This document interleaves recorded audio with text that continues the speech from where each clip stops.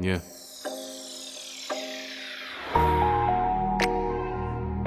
بزرگ شدن داره تبعاتی. که فکرشو میکنم تا به این حد برسی.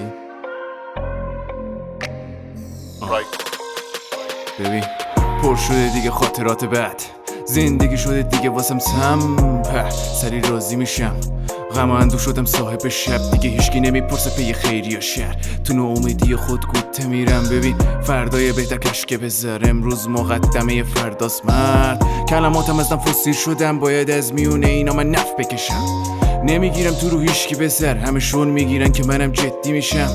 بالا پایینی رو همه چشیدن ولی یاد میگیرم چه جوری تعلیقشم. ببین راه میرم مثل زبد نیمه شب، تو این تاریکی ها من نامحدود میشم. هممون توی راهی دراز بی هدف ولی باز دنبال راه، ما هممون عاشق کار، بقیه هستن خدای تو عشق و رفاه.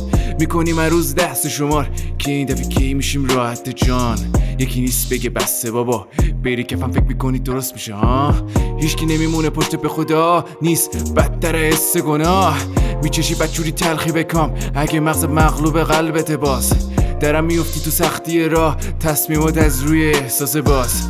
این یعنی دیگه باختن زو، پیروز ذات داغون حال. گیر نمیکنه توی دراهی اگه هدف درست باشه، راه یک طرفه، گاما محکم سوی گله. ببین دیگه ترسی نداریم از آینده، پیش میره جلو هرچی بگیم، تلاش بکنیم میچکه اشک پیشونیت، پر قلم و ورق بنویس، مشکلی نداریم حتی بریز.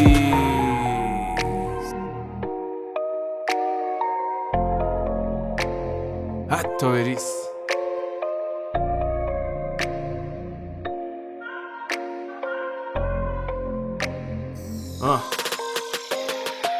این میشه یه جو فکت گوی، بذار تو دلت که بشه باقی پیر.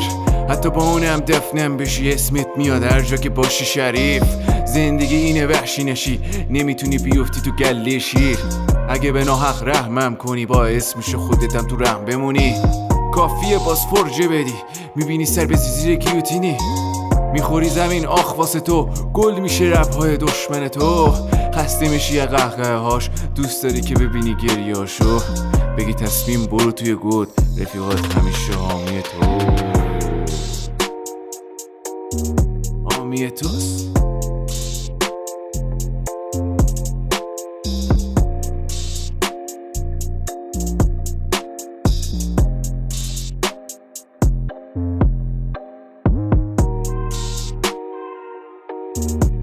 گارتا